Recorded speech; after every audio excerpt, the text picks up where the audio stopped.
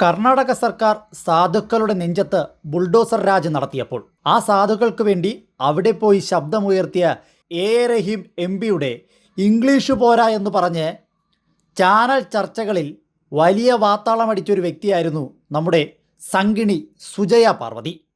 അതേ സുജയ പാർവതി റിപ്പോർട്ടറിനെ തേച്ച് big T വിയിലേക്ക് ചേക്കേറുമ്പോൾ big T വിയിൽ വച്ച് സുജയ പാർവതിയുടെ ഒരു ഇംഗ്ലീഷുണ്ട്, അത് നിങ്ങൾ കേൾക്കണം. ഏത് ബബ്ബബ്ബബ്ബബ്ബ. Thank you, sir. It's really much respectful. I don't know how to describe it. So thank you thank you, sir. It's really much respectful.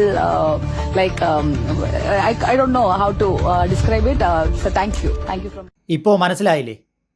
നമ്മൾ ആരെയൊക്കെ അധിക്ഷേപിക്കുന്നുവോ, എങ്ങനെയൊക്കെ അധിക്ഷേപിക്കുന്നുവോ, ഭാവിയിൽ അതിൻ്റെ ഇരട്ടിക്കിരട്ടിയായി നമ്മുടെ നേരെ തന്നെ വരും അതേ അമ്പുകൾ.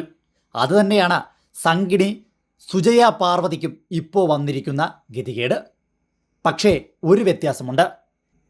റഹീം എം പി അന്ന് അവിടെ ബുൾഡോസർ രാജിന് ഇരയായ സാധു ജനങ്ങൾക്ക് വേണ്ടി വികാരഭരിതനായി ശബ്ദമുയർത്തിയപ്പോഴായിരുന്നു അദ്ദേഹത്തിൻ്റെ വാക്കുകൾ ഇടറിയത്.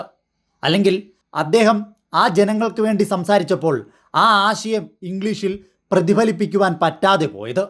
പക്ഷേ ഇവിടെ ഒരു ചാനൽ ഫ്ലോറിൽ നിന്നുകൊണ്ട്, അതും ലോഞ്ച് ചെയ്ത ആ ചാനലിൻ്റെ ചീഫ് എഡിറ്ററായി ഇരുന്നു കൊണ്ട് ഇത്തരത്തിൽ ബബ്ബബ്ബ ലൈവായി അടിക്കുമ്പോൾ സംഗണി സുജയെ അധിക്ഷേപിക്കുവാനോ കളിയാക്കുവാനോ മുതിരുന്നില്ല.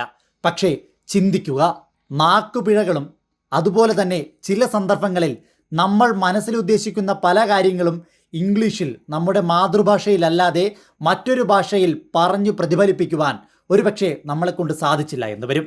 അത്തരം സന്ദർഭങ്ങളിൽ കളിയാക്കലുകളും അപകീർത്തികരമായിട്ടുള്ള സോഷ്യൽ മീഡിയ ബുള്ളിങ്ങും ഒക്കെ നടത്തുമ്പോൾ ചിന്തിക്കുക, ഇത്തരത്തിൽ നമുക്കും ഒരു നാൾ വരും. ആ ദിവസം ഇതുപോലെ സോഷ്യൽ മീഡിയ നമ്മളെയും ഇരയാക്കുമെന്ന്. ചാനൽ മുറിയിലിരുന്ന് റഹീമിൻ്റെ ഇംഗ്ലീഷ് മഹാമോശമെന്നും ഒരു നേതാവ് ഇങ്ങനെയായാൽ പോരാ എന്നും വളരെ വലിയ രീതിയിൽ പറയുവാൻ എളുപ്പമാണ്. ഇംഗ്ലീഷ് പറഞ്ഞു തുടങ്ങുമ്പോൾ അറിയാം സുജയ അതിൻ്റെ ബുദ്ധിമുട്ട്. അതുതന്നെയാണ് നമുക്ക് മുൻപിൽ ഇന്ന് തെളിവായി വരുന്നത്. എന്തായാലും സുജയ പാർവതിയുടെ ബബ്ബബ്ബബ്ബ കണ്ടിട്ട് മറ്റുള്ളവർക്കാർക്കും കുരുപൊട്ടുന്നില്ല. പക്ഷേ റഹീം എം പിയുടെ അന്നത്തെ ആ ഇംഗ്ലീഷ് സംസാരിച്ചപ്പോഴുണ്ടായ ബുദ്ധിമുട്ട്, അത് പക്ഷേ സോഷ്യൽ മീഡിയയിൽ ട്രെൻഡിങ് ആയിരുന്നു. ആലോചിച്ച് നോക്കണേ, ഇവർക്കൊക്കെ കിട്ടുന്ന പ്രിവിലേജ് ഏതു വിധമാണെന്ന്.